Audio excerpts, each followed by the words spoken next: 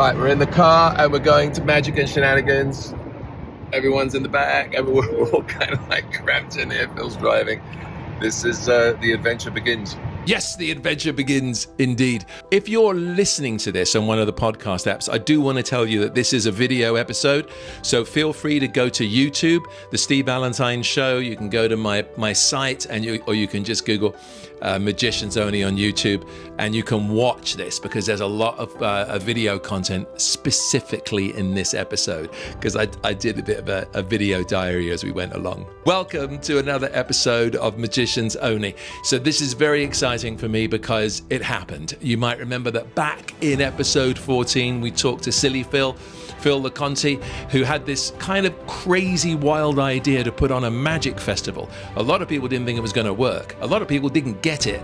But Phil believed in it. And one of the great things about when a mate comes and asks you to help out, I'm always so happy when I have the time to help out. And so Phil asked me if I would be part of this magic festival.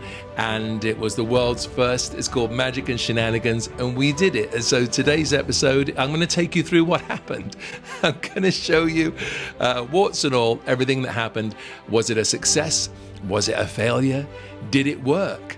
Stick around and find out. Don't forget, Magicians Only is sponsored by Magic on the Go at magiconthego.com. A lot of the magic that I used at the Shenanigans Festival you can actually learn on Magic on the Go, including the whole card and wallet sequence. I teach it all. But the best thing about Magic on the Go is not only do we teach you how to do the trick, but we teach you how to do the trick. We teach you kind of how to present it. It's all part of kind of the learning process. Magic on the Go is more than just a course. It's a resource. Right now, and I don't know how long this is going to go for, but a lot of people have asked me if I would do a monthly subscription. I mean, there's almost 1,000 tricks. So honestly, a monthly subscription, that's a lot of content for a monthly cost. But just for the next month or so for a very limited time. So I thought about it, and you know what? I get it. Okay, you might want to just check out Magic on the Go, have a little look at the content, see if a longer annual subscription is better for you, and that's fine. So just for a short, limited time, probably to the end of the summer, I'm going to allow monthly subscriptions. So if you do want to check out Magic on the Go, now is your chance. And the weather's just perfect, isn't it, for a walking tour? In case you don't remember, the idea was to combine magicians and comedians and do something that's never been done before. We've got 8 indoor magicians and 3 outdoor magicians. 3 outdoor magicians. And eventually they'll be good enough to, get the indoor gig. But until then, they've got... I doubt it. But that's not my call. Billy's call. That's Billy's call. She's the one who set the whole thing up. Yeah. We're going to call her Billy Goldfinger from now on. Why? Well, because Jack Goldfinger books the castle. And so Billy's the one who's booking the talent, so she's the one who's going to get the... So if you want to know who books it... Lady Magician Billy Goldfinger. Billy Goldfinger. So it only took forever to get up to Waterloo to do this, packed in the car with Phil driving like a maniac, because he literally was like clinging on to... Phil, calm down, mate, when you're driving. Oh, I was very nerve-wracking. Anyway, we got there safe and sound. We checked into the hotel. All right, we arrived at the hotel. Bumped into Keith Fields, who's performing. Hello. Here we got Laura and Billy are right here. Jake's over there. Phil's checking in. Look at all this Magic and Shenanigans guided tour festival. So the first thing we do when we get to the venue or get to the hotel is the day before we're doing like a quick meet the press thing.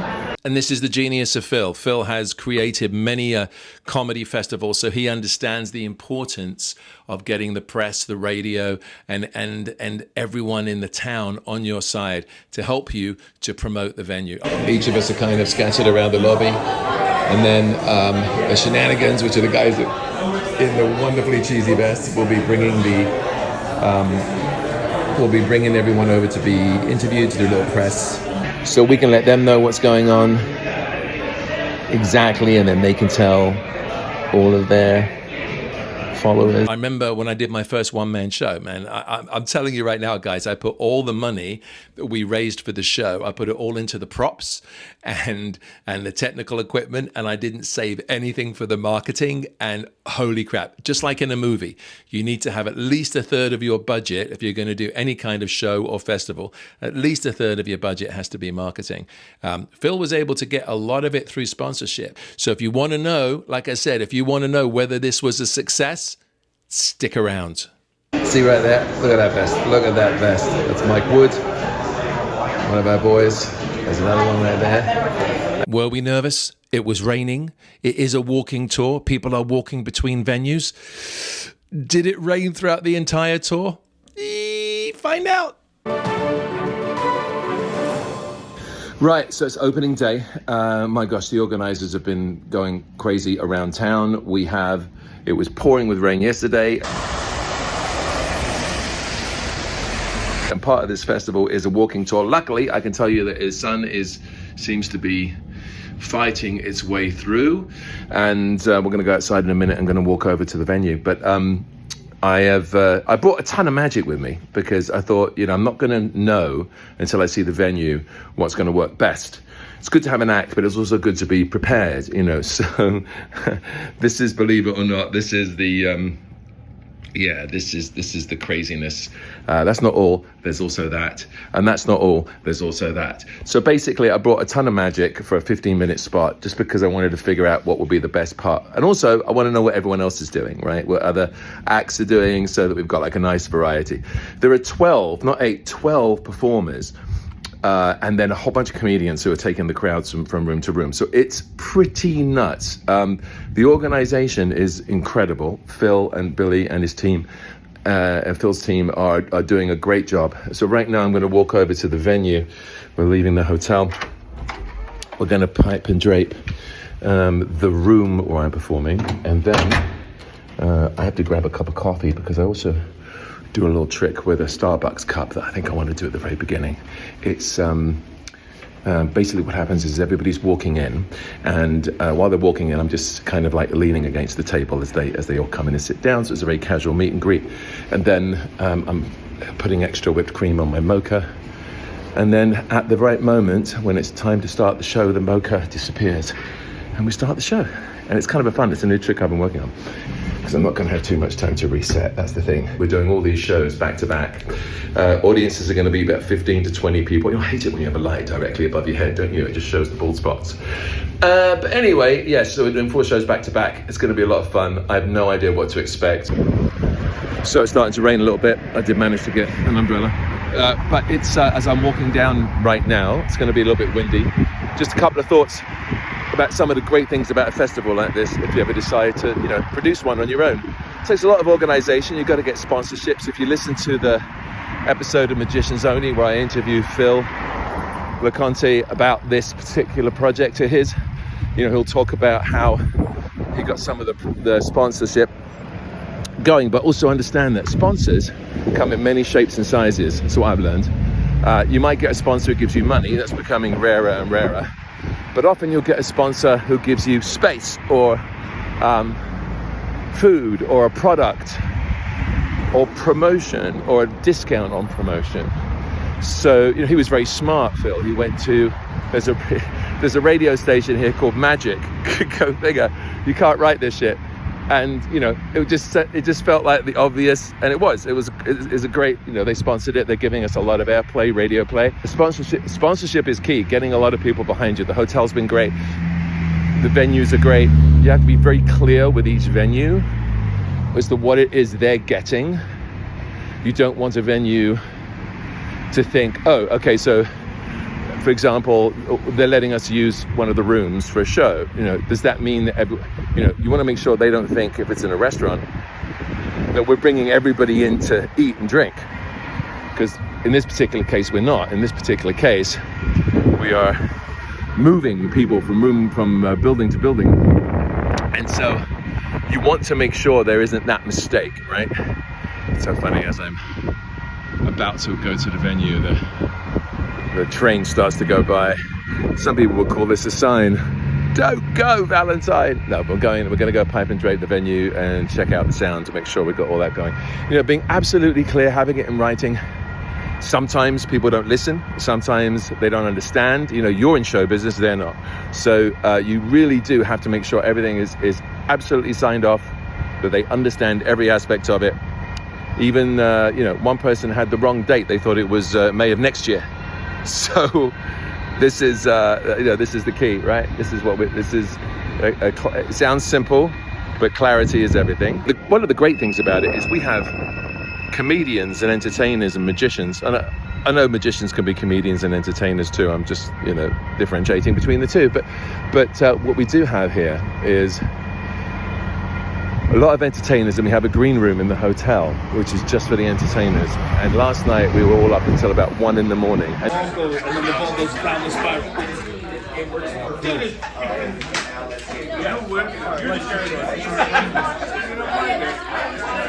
It was delightful. People swapping tricks, giving other people ideas, telling stories, crazy stories from the road. This is where we're going to be, right here. I'm going to be, me and Laura London. Laura's upstairs, I'm downstairs, the Juega Hotel. It has so many rooms, it's insane. We're going to enter through the side entrance right there. Let's go check it out. What? I love carrying an umbrella, reminds me of the good old days. Right, for me, go down these stairs, crack my head on the ceiling. Laura's upstairs, we are down this way, so it's all the way down, and but this isn't the room, no, we're going down even further. And there's Jake, and there's Laura London. Hi. So exciting. This is so exciting. I'm gonna go get my bag from your room. Oh, your room, yes, right, because your bag's in the room. And now we go down even more, and it's a bloody brewery. And this is the acoustics in here are just amazing. This is where we're going to be doing it, kids. This is the next 3 days. I'm going to be here at the brewery doing the show. Bloody hell.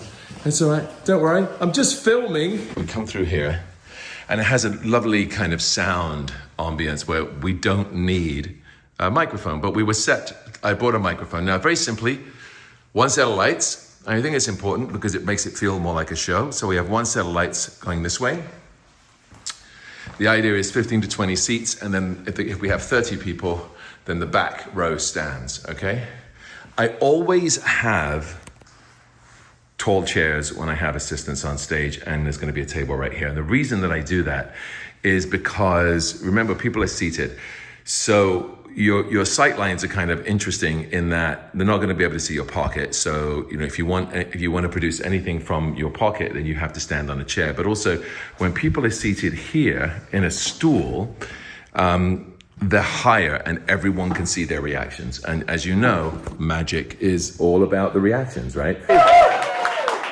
So that's the idea of it. It's just kind of, I love having people here at eyesight, or relatively at eyesight for me. But I love having that, because otherwise what happens is we end up becoming the tilted over kind of the Igor of close-up magic. You see all these close-up magicians and they're bending over, and it's really ungainly, and it does give you great access to your top hit for those who know what that is. But that's not the point. Point is that I want to have people here and here. Now, I hope you like card tricks. I'm not going to use cards. By the way, this is the weirdest. This trick has built-in misdirection. I'm the only one who can do this, because look, as I turn around, you'll notice I have this giant bald spot that glares, right? And then that blinds you. You don't see where I put all the cards, you see? And that's... I know! See, you don't have to go crazy when it comes to setting up a room for a close-up show. You know, the experience will be going from place to place. They're going to be coming down into this cellar. It smells like a brewery in a good way. It's got like a good kind of vibe to it. You can sense the history. But also, if you don't have mics, sound, that kind of stuff, you can rent it for a show. It's not expensive at all. For example, this is a simple speaker that was rented. And this was going to be, if I needed a mic, we would have used this for a microphone as well. But that's just a very, very simple speaker. It has all the different attachments. We're just using a headphone jack, actually, but it's got all the other kinds of jacks available, inputs available to it here. But this is more than loud enough for this kind of a room. And then we also This light, we also rented this light. So all in all, that's all that you need in order to make a show happen. Yay! Wow! It's very important I don't see the card. You guys can see the 3 of hearts in the back. Let me show you this and you can decide if you want to share with the class. Okay. Okay? I know. Sure you're not feeling any of this pain.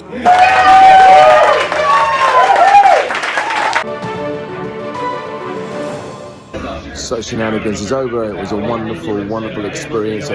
All the performers are here and we're having a little after party.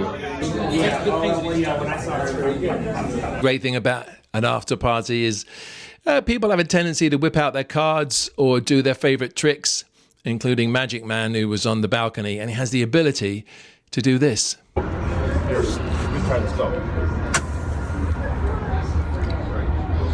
Whoa. Holy fuck, that's delicious, man. That balloon shot over that building. That was insane. And then the ball goes down the spiral. Right, okay. There you go. The director of Magic Grinch Productions. Phil, name a card. Okay, King of Diamonds. King of Diamonds. Easy.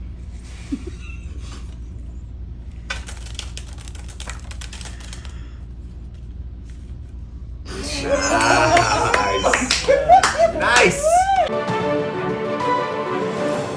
All right, everybody, and now here we are at part 2. This is the Shenanigans Debrief. So it happened. You saw the first part of the podcast. Wait, Steve, I didn't see the first part.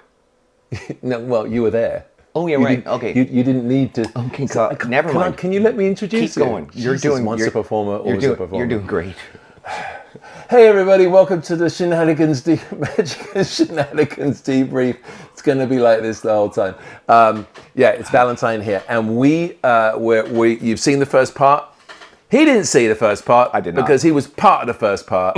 By the way, on that road trip up, when we were all driving up in one car, or not all of us, but some of us driving up in one car, Phil told the most amazing story about one of his first ever gigs abroad and how he ended up in prison. I'm going to try and get him to tell us that story because I was like, why didn't you tell me that? I mean, that was so long ago. Oh, but it's so good. It was pretty good. So, right, here we are, Shenanigans Debrief. Please welcome back Mr. Phil LeConte. Hey, Steve, what's up? Hello, mate. I'm good. How are you? I'm okay, actually, yeah. I mean, you rested? I'm kind of rested, yep. I got all the magician stink off me. You got all the glitter off you? I got all the glitter and all of the confetti has been cleaned up, I think. Are you looking at me? I didn't use that much confetti. I don't know who made the green room turn into like that wasn't me. Some sort of magical unicorn party. That wasn't. But anyway, we should have in the green room. We should have a no extra trick policy. It was fun, but the green room was the best part of it. Well, of course, we'll talk about that. Yeah, so, of course. So everyone kind of so far everyone's seen us the prelude to it. At least my version of the prelude. The thing that impressed me the most, just off the bat, was the sheer organization. If anyone's thinking of knocking off this idea, good luck, because the organization, like you and Billy, were non-stop, running from place to place, dealing with all the people you had to deal with.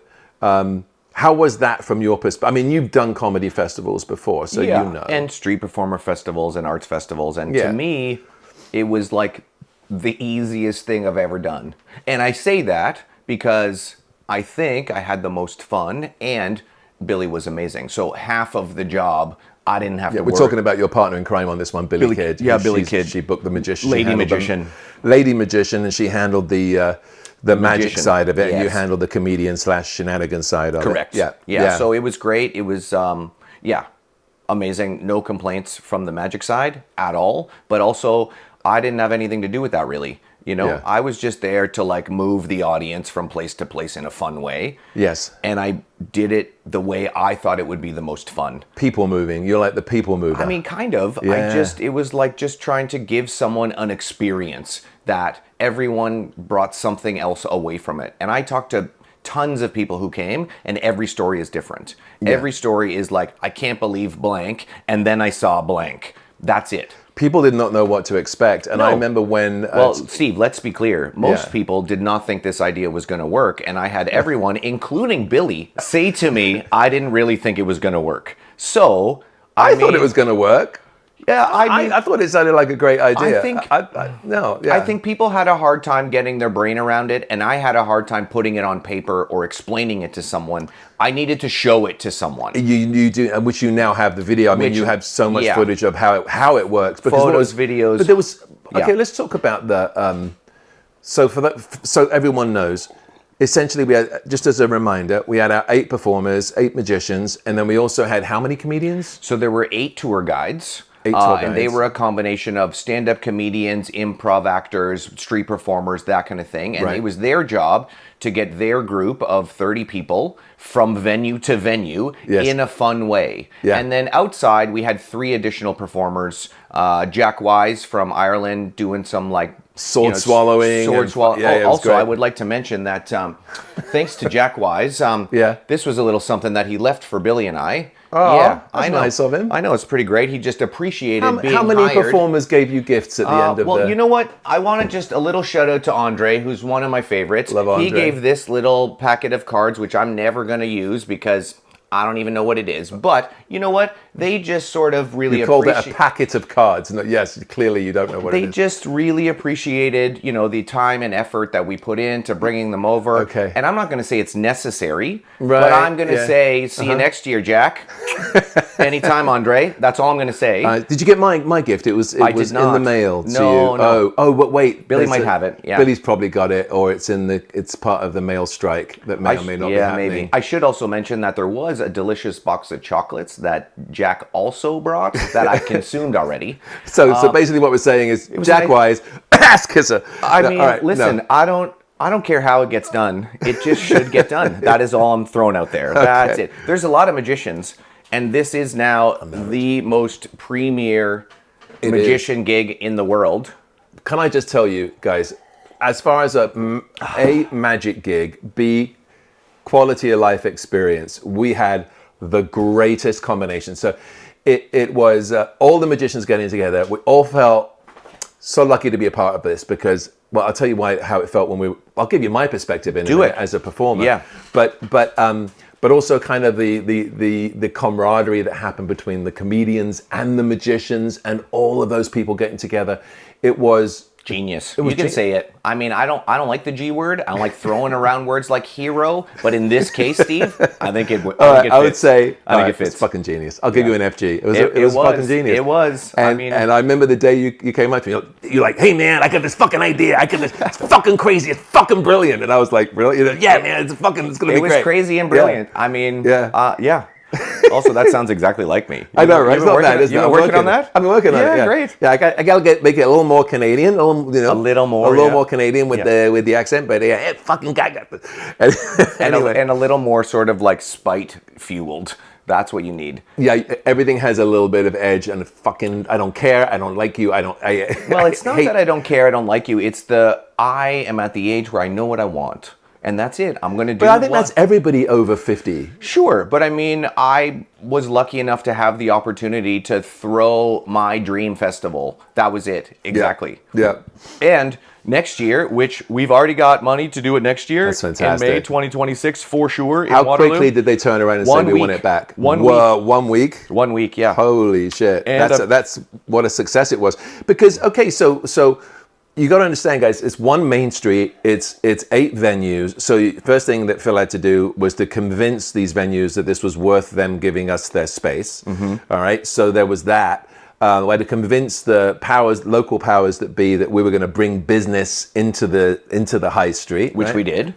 we did, and also the tourist dollar, because a good percentage of people drove in or flew in, or some people flew in to see it. Yeah, so we had like almost 30%, like 29% of the people who came to the festival came from 100 kilometers outside of Waterloo. So they drove. The same idea behind like someone who lived in Waterloo would have to drive to Toronto 100 kilometers to see some of these world-class magicians and comedians. Yeah. So yeah, I think we just proved that we have a fun winning formula. And I think all events should be run in this way, I mean by you? Well, not necessarily by me, because I can't do them all, of course. But I mean, I did figure out. Yeah, your formula Sorry, go ahead. You did figure out. Well, I mean, I ran comedy festivals and arts festivals for years and years and years, and you put together a budget. Yeah. And usually the last slice of your budget is performers. Right. And you're trying to stretch your performers with a limited budget because it's kind of like all the other stuff is necessary and as important and is expensive. Yes. This was sort of a flip on that where we spent 85% of our budget on people, performers and staff, that's it. Treating them well, getting them hotels and flying them in, and that's it. And my belief was the extra 50%, which was sort of a, not DIY, but it was a very thoughtful, what do we need? How do we make it work? What does that experience look like? Yeah. And because the performers were so great, you didn't need all the bells and whistles to sell it as a fun time. Yeah. Also, I'm convinced that the performers had a good time because of the other performers that were there. Absolutely. And if you're having fun, the audience is going to have fun no matter what. Yeah. And that's my secret. And That's the secret sauce. The secret sauce is also like when you're having fun, you're also willing to go above and beyond. Well, there's because that. you don't And I mean, feel I never you don't expect feel that. as an entertainer. You know when you're being taken advantage of, right? Right. I mean, but when you show respect, and I think this is the way any business should run, but a lot of corporations don't. But when you're showing respect and appreciation, you're willing to do more than maybe you agreed to. For not that you've asked us to do much more, but I'm just saying it was such a great vibe. So the way it would work is we'd have so there were the 8 different tour groups, right? So imagine 8 tour groups going at one time. I remember the first group coming down into my little cave room, right? And people were just like, and the great thing about it was by the end of the night, after they'd gone to their 4 performers, when I got the 4th group that came down, they were so on it. They knew exactly what was going on. They were buzzed. They'd had a great time. They already had their favorites. Yeah. But the first group never knew what to expect. Exactly. And so you people come down, they're looking around, and then when they were looking up online who the performers were, they were like, what are you guys doing here? Like in Waterloo, like all these great magicians from all over the world. Yeah, we had a lot of people who bought tickets to both tours. So they basically came back and experienced the festival in a completely different way. Like, to me, what I love about it, also back to your point of the people, Billy and I are lucky to have such great friends who are willing to come and support us and take a chance on an insane idea. Yeah. 20 years ago, I couldn't have made this work. I don't think I could have. Why? Even if I came up with it. Because I don't think I'd have access to enough performers and people. I know a lot of performers. This gig fits some of them, not all of them. Right. It's not for everyone. No. In the same way, I'm guessing, and Billy can only speak to this, what was the experience from the magicians, right? Because it's a different kind of experience. I like it as a sort of small room at the Magic Castle, but except everyone has access. But also each room was different. So each Yeah. room had this eclectic vibe. Like mine was down in this wine cellar kind of cave We had vibe. a barber then you shop had and a nightclub. And somebody was in the back of a barber shop. Bookstore. Rachel was in the back of a barber shop, right? Rachel Wax. And then Andre was in a bookshop. Yep. And then Keith Fields was in a Nightclub. balcony of a nightclub. the mezzanine of a nightclub. Mezzanine of a nightclub. Yeah. I mean, it was so the places where you would not expect to find a magic show, Right. And yet or any show for that matter. any show. But then everyone found a way to make it work, and was able to pick the right 12 to 15 minutes of material. And that's the other thing is you got to be able to pick the right material because people are coming in. They've just seen a couple of magicians, maybe. You want to make sure that, there's a little competitive element. You want to be everybody wants to be the best out of the group, right? So Well, you want to yeah. hit them with an opening trick, but you've also got to understand they've seen magic and you don't want to have duplication of tricks, which is very important. So that's all on Billy to balance out. She finds out what the routine is. Also, I'm going to level up the shenanigans next year. So yeah? magicians need to be on their game. Yeah, totally. Yeah. Bring it on. Cheers. Mm-hmm. Yeah. Well, I thought, and there's a great thing about the shenanigans, and also that's a phrase but I don't think everyone knows. Shenanigans are stand-up comedians, variety performers who are not magicians. Correct. Who took on the role of host and tour guide to bring bring the people from room to room in a really entertaining and different way. And it was interesting for us to see every time a shenanigan came into the room with their group, kind of how they'd connected with their people. And they all did it different. They all did it differently. Their lines, the bits of business that they were developing. Alex Falcone came down to do it. It was, I mean, it was fascinating to see from an entertaining perspective how everyone connected with their crowds. So it wasn't just the magic shows and then Dead Space. It was the magic shows, and now you've got it's a 2-hour experience, top to bottom. That's it. There's not one point where something is happening or you're being entertained whether you realize it or not. Yeah, you're being engaged. That's it. Engaged. In some way. And you get to choose how much engagement you want. Like, I watched some of the videos from some of the shows, and I would see the same people in the front row at every magic show. Yeah. And then I'd see the same bodies in the back row, right? That kind of thing. You'd have the people like, don't pick me, I don't like to be picked. Exactly, but that's with anything, and I like the fact that it's your choice. That's what I like. Sure. That's the thing for me. Nobody is forced to do anything except for move from place to place. That's it. And we give them all that information up front. But the thing I like the best about it is I like board games. And to me, the playability of the same game. Yes. So for me, because there were 8 magicians and 8 separate tours, 5 different times, plus all the outdoor performers, plus you could literally come to the festival every year for 100 years and have a completely different experience. Sure. And to me, that's what makes this thing great. And I know you were talking about, well, the magicians that we had, and we said, as far as the magicians went, we had myself and Andre. We should mention the great cards that he left for everyone. It was Butterfly a very deck. nice He gift. gave me a pack of cards too. He gave everyone I didn't do shit for him. I know. There was Malin from Nielsen, Sweden. right? You've got Rachel Wax. You've got From Laura New York. London. Laura from the UK. Yeah. Yes, who was great doing her cards. Keith Fields. Right, street performer, but he was actually doing his famous chop cut routine, and then who else did we have? We had Andrew Eland. Andrew Eland, from South Africa. the magic guy from South Africa. Great, Magic Man. The Magic Man. Yeah. Great kind of stream of consciousness, kind of just stuff happening all the time, conversational magic. Nick Wallace was the only Canadian we hired. And Nick, all right, okay. So we did have a Canadian in there. That's good. All right. So Nick was lovely, and Nick's a whole different style. Nick's amazing.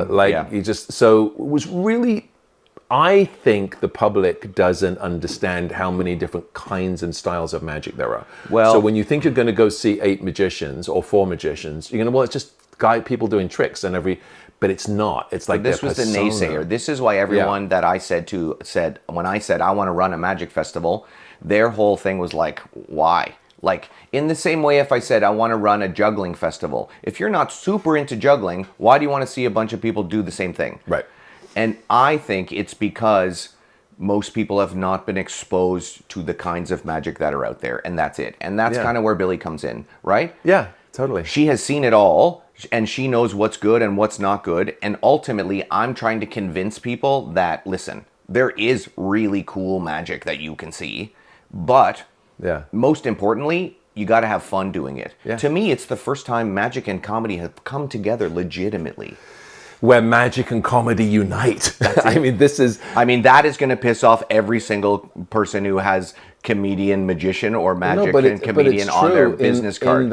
In that we were engaging. I mean, I was engaging with the hosts when the shenanigans when they came in. We had bits of business. We had lines that were going back and forth, and then so as people are being taken from venue to venue, they understand. They start to realize what this is. Yeah. And then they want to come back and do it again. They want to come back, and which they did. They came back the next night. I saw so many, on the same night, I saw so many repeat people.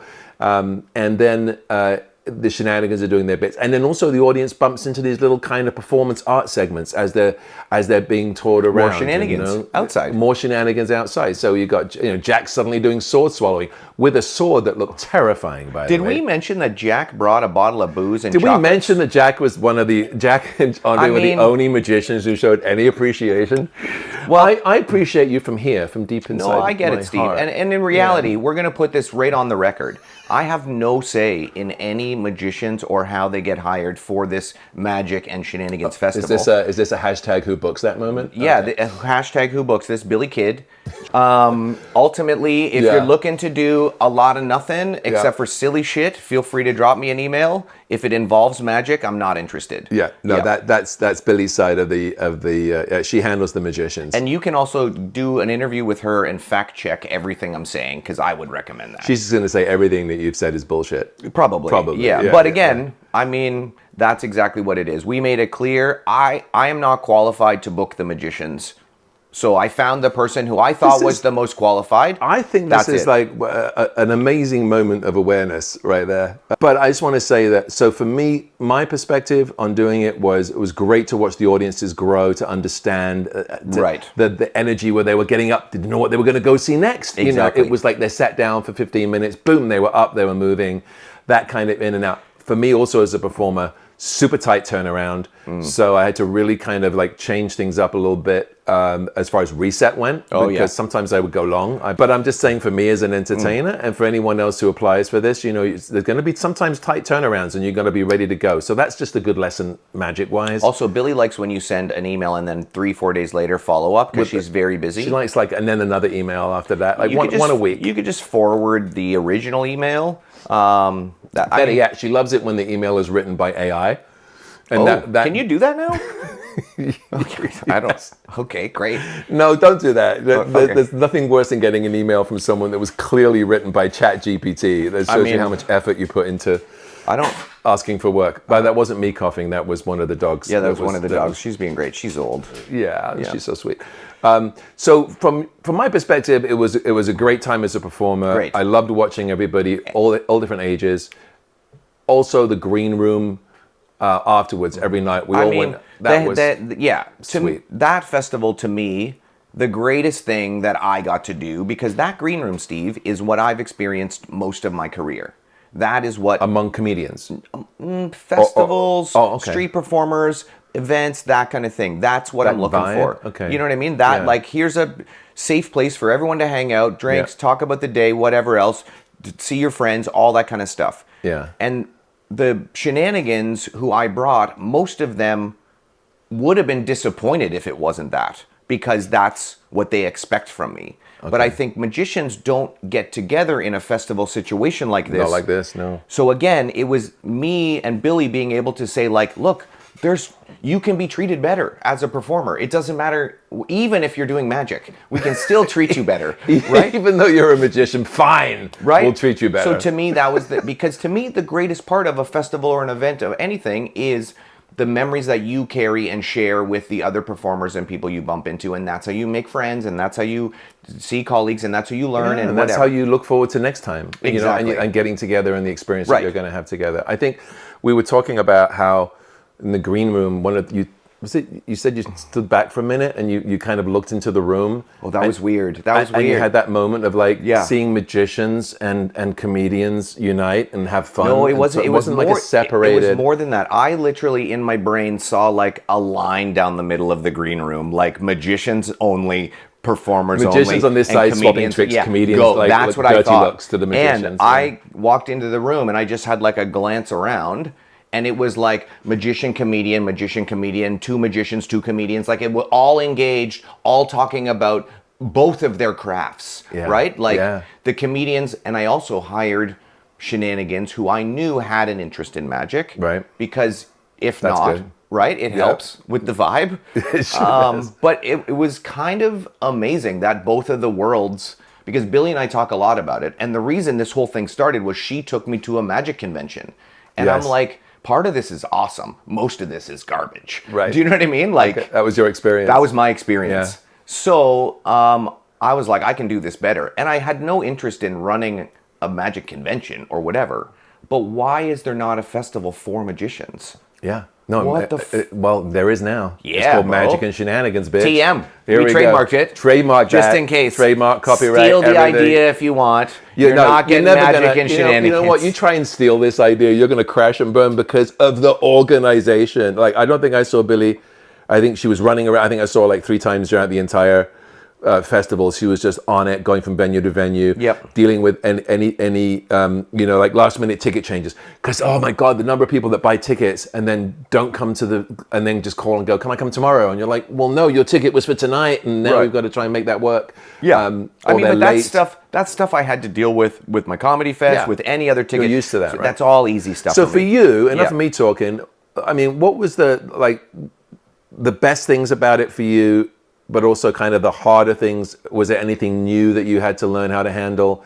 No. Like, what was your? Oh, okay. It was For me, just perfect. No, it wasn't perfect because I made one major change on Friday night after Right. we ran the first tour. Yeah. Because in my brain, this was going to work no matter what. I had it. I knew it. I couldn't explain it to people, and I had a lot of naysayers and whatever else. But the way my brain works is, I can only fix it when I see it in motion. Okay. So my goal was to get it up and running. I don't care if it's perfect. Right. I want to see it, so then the next day I can fix it, which is exactly what happened.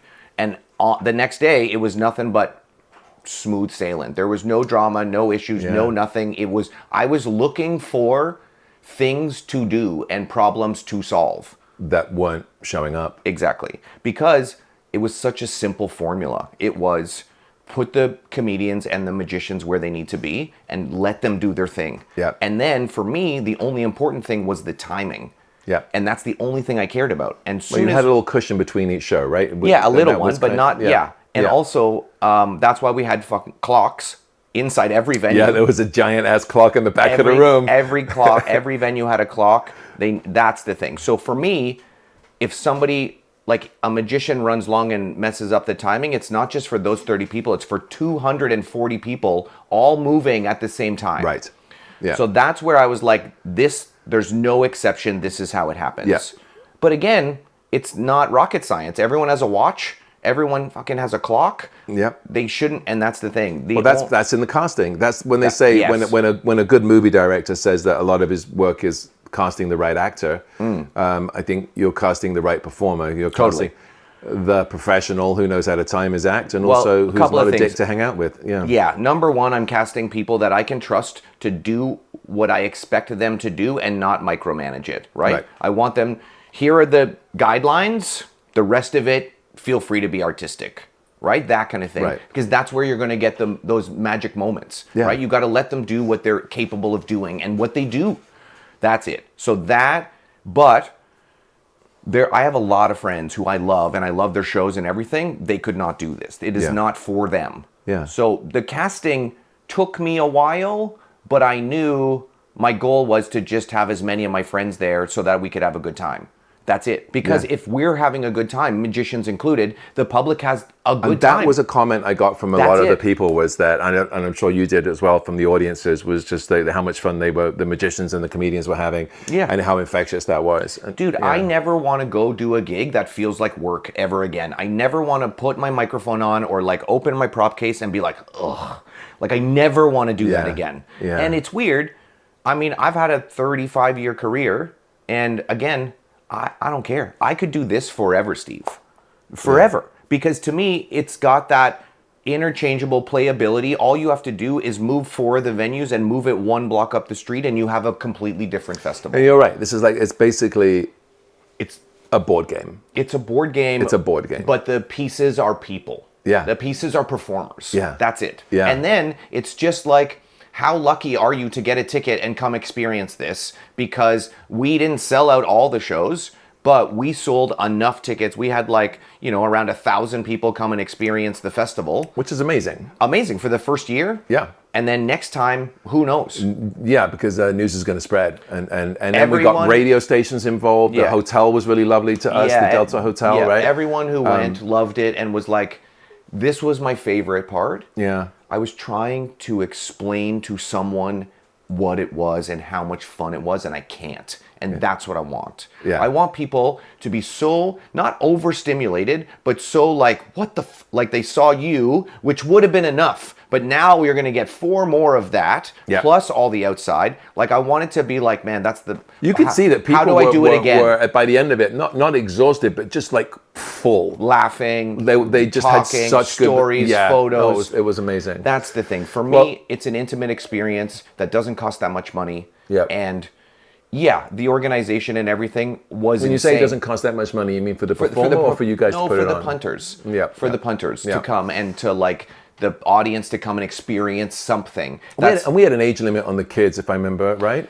So I did an age limit 10 plus only because of the moving from place to place. And Yeah. it was very important to me that you guys got complete attention for your short bit. You don't get to like deal with a crying kid and then carry on and still end up on time. Yeah. So I basically set it up so there was no excuses that my timing didn't get whacked. Yeah. Right? Like same with like I had an accessibility tour whereas like I can't climb stairs. Right. Well, all the tours had stairs, right? Yeah. So I could have figured it out and done it with someone. It would have been a different tour, but that's like another level of like something you got to think That's the next level of organization to have a specific and I one. had Yeah, a backup. yeah. I had a plan. I just didn't have to use it. Yeah, Right? yeah. But I wanted to be, and I had a lot of like 8, 9, 10-year-old kids where mums would email me and basically say like, hey, what's the deal with the age restriction? Yeah. And I'm like, listen, it's this. Can they go into a room, climb a flight of stairs, walk for 2 hours, right? And watch a magician and shut their mouths. Yeah. That's it. If Yeah. they can sit and watch and that's it for 10, 12 minutes, if they have that attention span, I don't care how old you are. I mean, there's also elements of what the material is and if it's appropriate for the kids. But to me, you guys are pros and you will work that out. Yes. That's it. One of my funniest memories was this kid in the front row, clearly like 8. Right. You know. Yeah. So I said to him, "Wait a minute." I was like, "How old are you?" And he looks at me and goes, "I'm 8." And then his parent just nudged him like you could see it. He just went like this, and he went 10. Right, exactly. And it was but again, just a great moment. every parent who reached out, Steve, there Yeah. was like 5 or 6 of them. All of them were like, "Thank you for explaining," and bought tickets. Yeah, right, and that's yeah, it. And you can't really post anywhere and say, "Can your kid shut the fuck up for 12 minutes?" Right, like that's the thing. Yeah. Are they going to be crying because they got to walk a flight of stairs? Yeah, they're going to be. But yeah. all the outdoor stuff, and I had a situation. Woman bought a ticket for her father for Father's Day, and they showed up with like an infant and a stroller, baby, 2 babies, right? And they thought they were going to take the tour, and their first venue was a flight of stairs up. And so I talked to them, I refunded their money, and I said, listen, this is how it works. If you want to duck in and see the shows and then leave the babies outside and you guys can alternate or do whatever you want. Yeah. But here's why we have an age restriction. And as I'm explaining it, toddler starts wailing. And then the dad said, good timing. Like that was it. So they got it. They were not mad about it or Yeah. anything. I just have to figure out how to explain it. And in reality, it's not for kids, right? I'm not saying it's not suitable, right? And if Yeah. your kid is into magic, right, it's kind of perfect because they're the ones who are going to pay attention.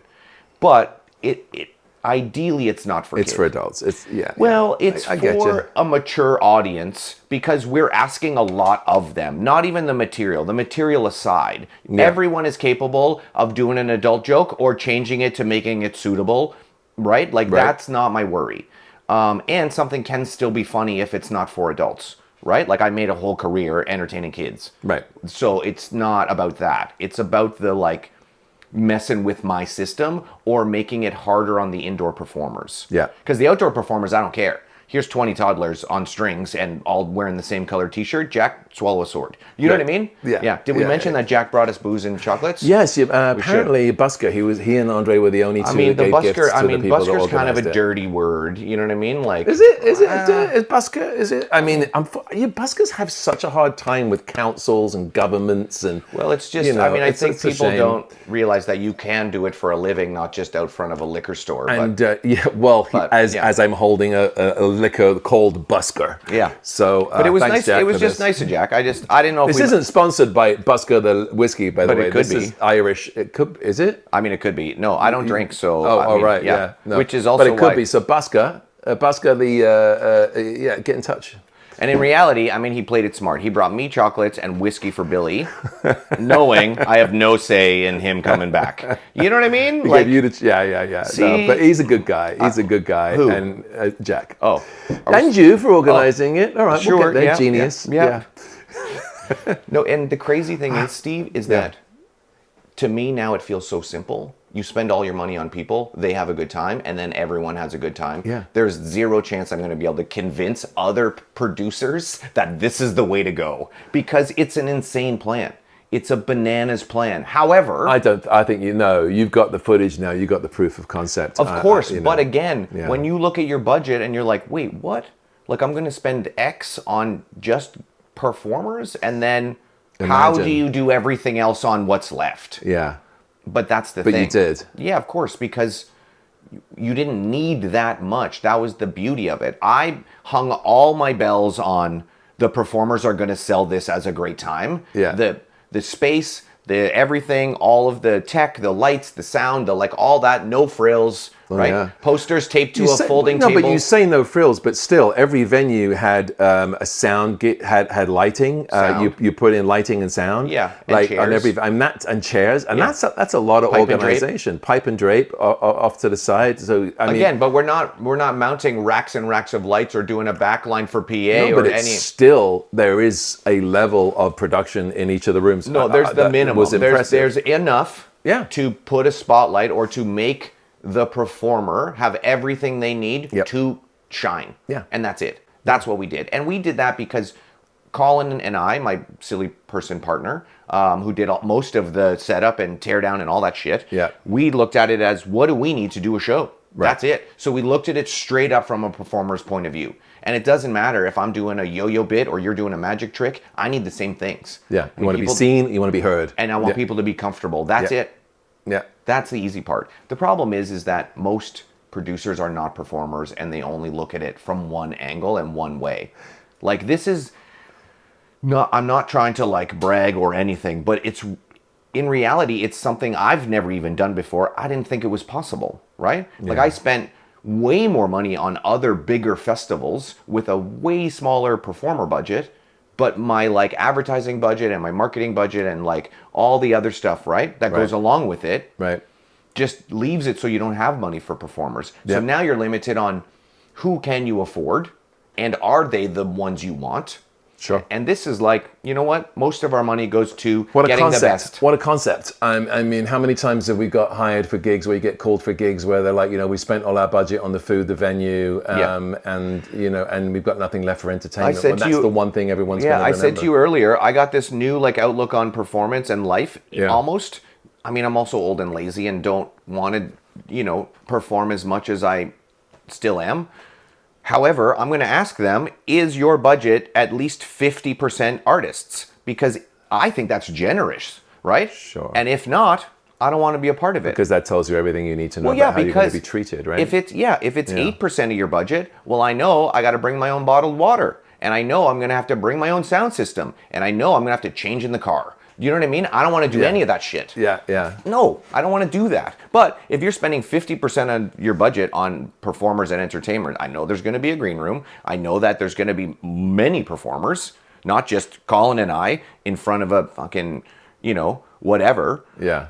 At a fair or at a rodeo, like in the middle of a field, doing shows to people who are waiting to see who has the biggest pumpkin. Like, I mean, I don't want to do those gigs anymore. I just don't. Oh, that sounds like heaven. I mean, those gigs, though, built our career. It made us so that we can perform almost anywhere in any situation, which is great. Which is why when I went scouting for venues, I was like, I know what I need, right? I don't care how weird it is or how out of the box it is. Talking of boxes, so now, first, congratulations Good on segue. Okay, yep. But congratulations Thank on you. pulling this off, because I got to say, I mean, Billy gets as much kudos, yeah, I was for going to sure. say, the two of you created. You pulled it off, and it was, from my perspective, watching it all come together was super impressive. So now you have Thank a you. festival in a box. Yes. Now you have I love that term. I love it the too. festival in a box. Yeah, me too. Because the whole thing is structured, it works. Yeah. You've got proof of concept. You've Yeah. got video, so people really understand what a walking tour I can is. do it anywhere. It's not I'm walking down the street and I'm pointing shit out. The walking is part of. Yeah, it's great. Yeah. And so now it's just a case of what are you going to do? What's next? What's next for Shenanigans? Well, for sure, what's next that I can commit to now is we're going to run it again in Waterloo 2026 in May, last weekend in May. I'm going to post a bunch of photos and videos on the website over the next little while so people can kind of see it and maybe get their brain around it. MagicandShenanigans.com. MagicandShenanigans.com, nice plug.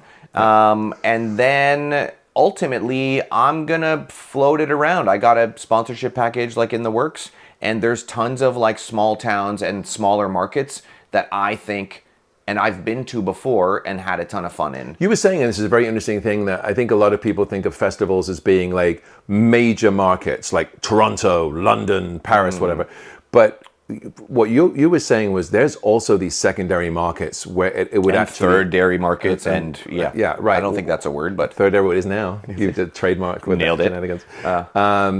I'm sure people don't want to be called a third dairy market.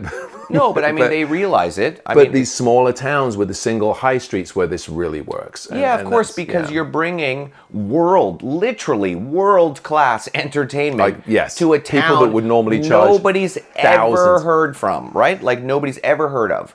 You're bringing entertainers that charge thousands of dollars for private shows. And, and they're working, you know. But again, Steve, the idea behind a festival is you come and work it not for the money, but for the fun and the experience and the, like you said, what a great life experience from a performer standpoint. It's great, yeah. Right? Yeah, you don't feel alone. And then you go do all those other corporate gigs that you want to do for the money. I'm just saying it's good for the audience to understand that they're seeing that quality. But I think they realize that. I think they realize that your talent speaks for itself. Yeah. And again, I've only ever run festivals really in smaller markets, like secondary markets close to Toronto. Sure. And I've never been able to bring people from the major city to a small town. Most of the emails I got was, hey, I'm coming from Toronto. Where do I park? How much is parking? Where do I eat? Blah, blah, blah. And I'm like, have you never been to Waterloo? Like, it's down the road. It's an hour and a half away. What people the hell, live there. Yeah. And here's high five. Parking's free, bro. Like, you know what I mean? It's not Toronto. That's the other good thing about small towns. No, because people from Toronto thought they were going to spend another like $200 on parking for the day, which again, in Toronto, you would. Yes. Right? It's crazy. Well, so, So this is great. So hopefully everybody look out for Magic and Shenanigans in a town near you. Yeah, coming to a town near you. 2026 is going to be Shenanigans, Magic, and everywhere. Hopefully. When we were in the car, just finally, when we were in the car driving tell up, this story. you told a story of your first gig. Yeah. And I was so mad because I'm like, why didn't you tell me this when we... I will tell you the story. All right. If you want. So one of the things we love to do on what is this podcast called? Magicians Only, is I do not belong here.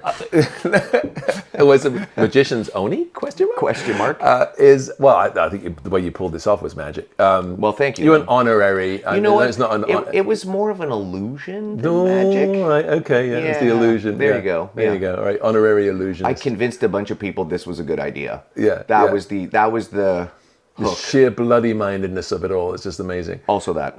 All right, so you told this story. So you were on a gig. Where was it?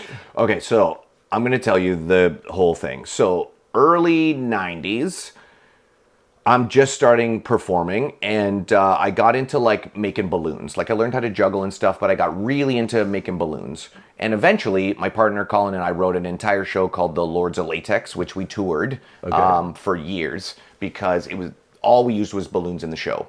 Right? It was like a comedy show, no props. It was a bit spoofy. So anyway, early in my career, like 1 or 2 years doing this, I meet this dude from Boston who's a balloon maker.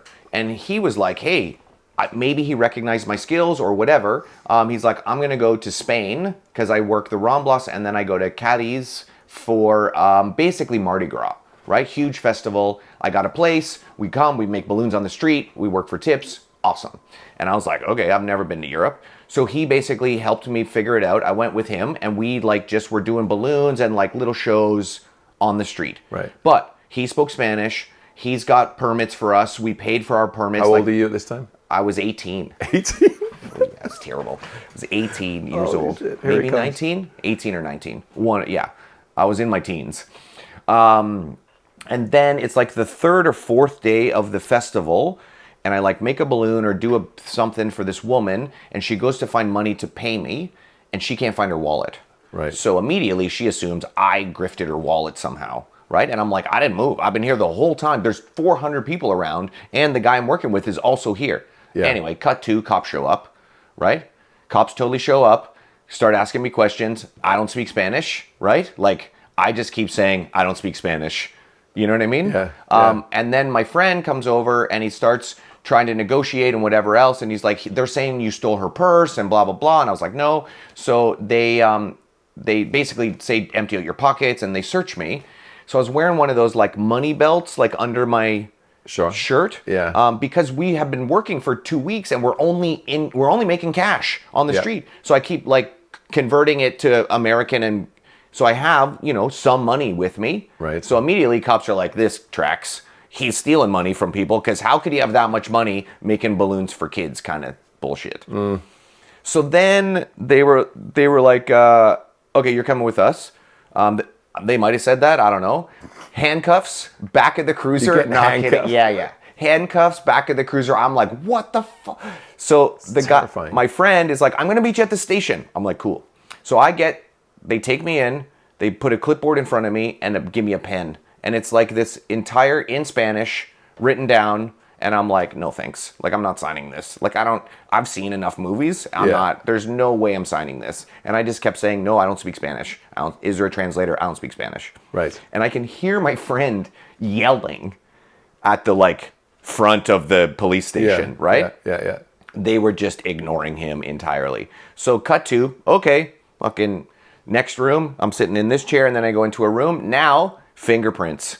Full on fingerprints. And then like a bus bin with like your shoelaces and your belt, and you're gonna love this part, fucking costume, because I was dressed as a full clown, white face, yellow wig, like colorful jumpsuit, not the whole thing. A clown in a jail cell. Clown, yeah. So wig goes in the bin. They made me wipe all the makeup off, which just got smeared everywhere, right? Yeah. So that they could take my mugshot. Amazing. Yeah. Amazing. So there's somewhere there is a smeared clown makeup. Yeah, mugshot for sure. All my fingerprints. They took my passport and all my money and everything, and just basically put me in a cell. And I was in there by myself for a long time. So you have to understand, small town Spain. Yeah. Biggest party on the planet. Yeah. Most of the guards and the police are hammered, right? They are not looking for They were mad with me that they had to do this kind of work. Yeah, right? yeah. And that you wouldn't just sign the confession. Well, and I found out afterwards that if I would have signed that thing, they would have just let me go. That was it. Because it just basically said, someone's going to contact you with a court date, and you got to show up. The end. And I was... And your pal that spoke Spanish... They wouldn't let him come see me. So and there was nobody in this police station that could translate this document for me. Anyway, cut to, I'm in the cell. Like, this is crazy. I am freaking out. Like, it's my first time. Yeah. And then they throw another dude in there who got like fully deloused. Right? And I'm like, well, at least they didn't like get all that. the powder? All the powder, yeah. Like shaking it off. Gross. That's the cinematic scene as he comes in, he's fat lit, and it's just powder. Click, like, click, fucking in you go. And then he trying to take a shit on the floor in the corner. Yeah. Anyway. Why? Because he was constipated? Or? I'm guessing he was probably constipated. Maybe. Was he high or drunk or drugged, or what was he was? Thing? I don't know. He didn't mind that he had fucking powder all over him. So and a clown in the corner. He was a bit. Probably. Did he look at you as if like, are you part of his? No, I was just kind of hanging there, trying to like. I was terrified. Clown? I was terrified. I didn't speak Spanish. He was pretty cool. But yeah, and then cut to morning after. The next morning, I get put in front of a judge. Yeah. And there's a dude sitting beside me who is literally sleeping. I'm not even kidding. Sitting beside me, fucking snoring in the chair. And I said to the judge, "Who's this?" And he's like, "Oh, that's your court-appointed lawyer." I'm like, "Come on!" And the judge was great. I'm not great. He was like, "Listen, I understand this is a miscommunication and blankety blank." And he explained it all to me, and he answered all my questions, and I had to pay $400 because if I went to the trial, which I had no plans on going to, and they did find me guilty, it's a misdemeanor, like pickpocket fine, costs $400. Right. So he's like, "You're going to pay the fine, and then I don't even care if you come."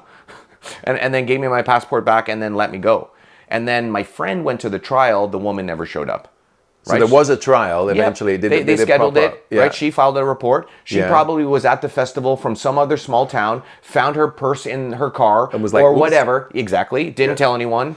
So my friend went on my behalf. I got some of the money back because of court fees and stuff I have to pay for, of course. Yeah. But that was it, man. And I was paranoid. I was like, I went to the embassy in Madrid because I was like, I don't know what they did to my passport. I don't know if I can get home. Like, all of these crazy, like, things were happening, right? Like, 91, 92, like, there was no cell phones. Welcome to show business, right? It was insane. I mean, I read a street performer book once, and I don't know who wrote it, but it said the first page was, be prepared to spend 1 year of your life in jail if you would like to be a street performer for a living. Wow. And now, I mean, it's... You understand what he's saying now, because you could be Kinda. arrested for misdemeanors or vagrancy or whatever, or you're loitering. You try to set up, like, I mean, now people know where they can and can't work, and now Sure. it's, but I mean, before there was like organized festivals and that kind of thing. It was just you showed up and you worked. Sure, yeah. And I mean, the Ramblas is a perfect example. You're not allowed to perform there, but they turned a blind eye. But if your crowd gets too big, now you're attracting pickpockets and gypsies. They don't want that. Right. So it's kind of this weird, like, can you keep it to a certain size where we're not going to notice? Right. Or now you're causing another problem. Yeah. Like that. And I mean, the guy that I worked with who was going to the Ramblas for years told me a story about, like, I mean, they just come and confiscate your shit. They just take everything they can see and think, and then that's it. Right? And You then never get it back. Well, you can go and try to get it back, but then you got to pay the fine for working where you're not supposed to. You Right. have to, that kind So of if the thing. cops want a little extra cash, they'll just take the stuff and you got to go pay in. Yeah, Whatever. And I mean, again, I only spent like, I don't know, 36 hours there. And I mean, Spanish prison was terrible. Like, Yeah. I was like, Was I it was just- shook. Oh, of course. Yeah. I mean, but when you came out of the jail cell, Yeah. I just, to be a fly on the wall to watch this Dude, I think smear, I- because I think- the only clothes you had was your clown costume, That's right? it. It was like a onesie. Did you put your wig back No, on and like no, exit no. like Pride? No, dressed no, as the I clown? was bawling leaving Oh, this. my I was God. like, my friend was outside, and my like Spanish friend who was there, and I like came down the stairs, and I was just like, just this crazy, like, overwhelming rush of like emotions. Like, I What's it, fucking thought I 18? was You don't gonna die in there. Yeah, you don't understand what the level of what could was, happen. It was crazy. Yeah, I still have the arrest paperwork upstairs, and I think a photo of me coming down the stairs afterwards. Oh, I'd love to Yeah. see that. Can you give me that photo? I Can you will send see me a if I copy can- of that photo? I'll see if I can find it. Yeah. Yeah, because I just found it not too long ago, and I was like, oh yeah, I remember So this. a lot of people who would have gone through something like that would have quit the next day. How did you feel? I mean, This is a pretty intense experience. yeah, it's a crazy intense experience and whatever else, but I think it's just one of those things where it's like, okay, I mean, it can happen to anyone. I mean, it happens nowadays, and even worse because there's phones and videos and footage of everything, so anyone can just accuse you of something. Sure. And that And was it. deep I fakes was are just making it in bad, the wrong yeah. place at the wrong time, or interacted with a Karen in a different language. Like, it was kind of that Yeah. situation. Looking back on it 35 years later. I know or with your whatever. career, I know that we won't get into them now, but I know that you've had experiences where audience members have lied and said that stuff has happened, and you're like, no, it hasn't. Oh yeah, of course. I mean, all that stuff happens. So that still happens. That people say stuff that just isn't true or whatever, and you just have to like be like, okay, whatever. You know what I mean? Yeah. It's part of interacting with the public with there's no barrier. Like, if you're on stage, whether it be a cruise ship or a theater show or the Magic Castle or whatever, you're protected by that stage, right? Like, Not anymore. Now, I got to tell you, and I was sent this text that Carnival sent to all of their entertainers. Right. And it basically said, all right, more and more people are coming on stage uninvited. Right. And so here's how you handle it. Right. Here's how we would like you to handle it. Don't escalate it with heckle lines. Take a step back. If Right. it continues to get aggressive, you have absolute permission to end the show. That's crazy. How do they have access? Like, in my opinion, and Well, also, you just walk up onto this platform, that out of the audience and onto the but platform. I would see them coming, and I would stop them before they got anywhere Oh close to no, there. no! There was a guy on the ship. I was in the audience, and he one of the things he likes to do is he'll do some crowd work, and he was doing a line about it was South Carolina. I think he was doing like a line that was Sure. like making fun of South Carolina. And this big guy stood up and he goes, "Say one more word about South Carolina, I'm gonna beat your fucking ass." Right. Right? And now the rest of the audience is like, holy shit. So my buddy, the comedian, he stops, he doesn't say anything, he goes, Yeah. "Don't fucking make," and so the guy won't shut up. And now the audience starts yelling at the passenger to shut up and sit course. down. And then he's like, I'll kick all your asses. So they asked him to leave. And kudos to the to Virgin Cruises, they sat down my friend and they were like, "Do you want to press charges because he threatened physical violence against you? How do you feel?" I mean, that's ridiculous, but So, but at least they did like a they did like a report on it, and they to me, that's the performer's problem to a certain extent. And then you need someone that works for the cruise, like a security or something. Yeah. Even when I worked in Mexico, it was a bit of the Wild West, right? Yeah. Like where you're doing shows in bars, you're doing shows in theaters, you're doing shows outside sometimes. Yeah. And the guests are number one. They're number one, that's it. If they complain, I'm guessing same as a cruise ship, you're likely not going to have a good night. Do you know what I mean? Yeah. But I got to the point where the second someone came into my space, I packed my shit up and I bounced. That was it. Right. I didn't deal with it. I didn't even try. I didn't care because I knew that any interaction was gonna make it worse. it's going to escalate it. And I don't care what they say. If they do complain, why didn't you do your show? I'm like, don't pay me for the show. I don't care. Right. I would rather